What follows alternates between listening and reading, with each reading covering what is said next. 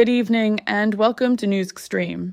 Tonight, we lead with escalating global trade concerns as China's Premier Li Qiang addressed a gathering of international business leaders in Beijing, delivering a stark warning about potential, unexpected shocks, and urging a united front against protectionism. Speaking at the China Development Forum, a key annual event drawing top executives, Premier Li emphasized China's readiness to navigate potential economic headwinds, primarily stemming from external pressures.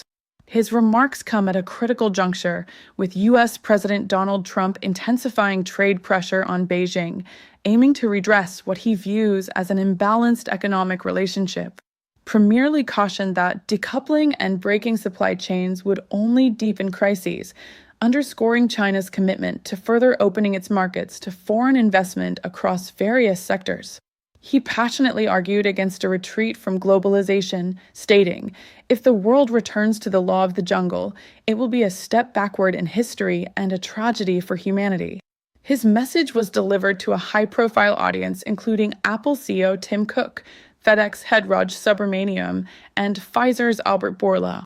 As China seeks to reassure foreign investors and counter a recent dip in foreign investment amid a slowing domestic economy, the forum has taken on added significance this year, serving as an informal diplomatic channel between the U.S. and China during a period of considerable uncertainty fueled by the potential for escalating U.S. tariffs as early as next month.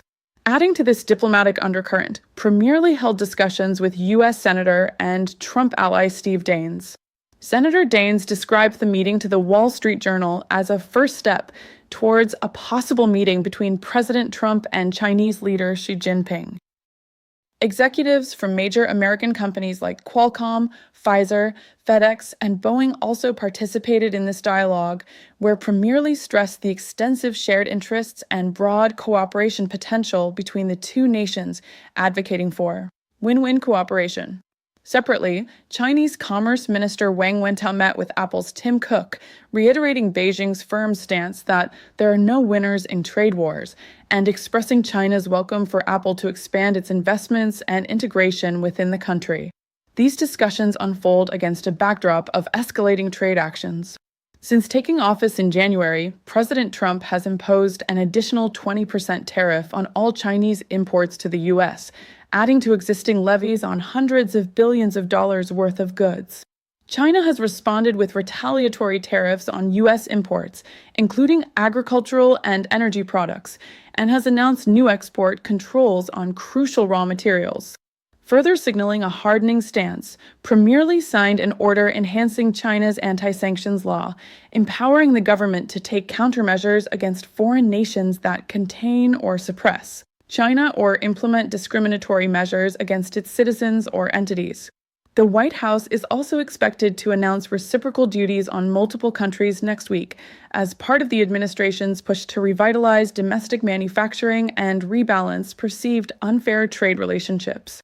Despite these actions, President Trump has repeatedly indicated his desire to reach a deal with China and President Xi, suggesting potential talks between top trade officials from both sides this week.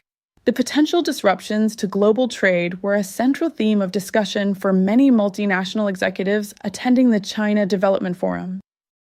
John Abraham's son Ring, CEO of Inter-IKEA Group, emphasized the company's belief in open, rule-based trade, highlighting its positive impact on scale and the utilization of global comparative advantages. He noted that trade is crucial for driving essential transformations in sustainability and affordability. Rich Lesser, global chair of Boston Consulting Group, pointed out the necessity for businesses to adapt their supply chains and leverage technologies like AI to navigate the current restructuring of trade relationships. He emphasized that while short-term disruptions demand immediate attention, long-term shifts in technology, sustainability, and geopolitics will fundamentally reshape trade for decades to come. For Chinese officials, the focus on potential disruptions also served as an opportunity to portray China as a responsible global power and a staunch advocate for globalization. Premier Li asserted that, as a responsible major country, China will firmly stand on the right side of history and the side of fairness and justice. In the wind and waves of the times, we should be righteous and walk the right path. However, concerns remain among foreign firms regarding doing business in China, fueled by heightened geopolitical tensions and instances of foreign company employees being detained or questioned amidst Beijing's increasing emphasis on national security. Additionally, governments worldwide have voiced concerns about China's significant exports, particularly in sectors like electric vehicles and green technologies, citing government subsidies that allegedly create an unfair advantage. The coming weeks and months appear crucial in shaping the future of global trade relations between the world's two largest economies. We will continue to monitor these developments closely and bring you the latest updates right here on News Extreme.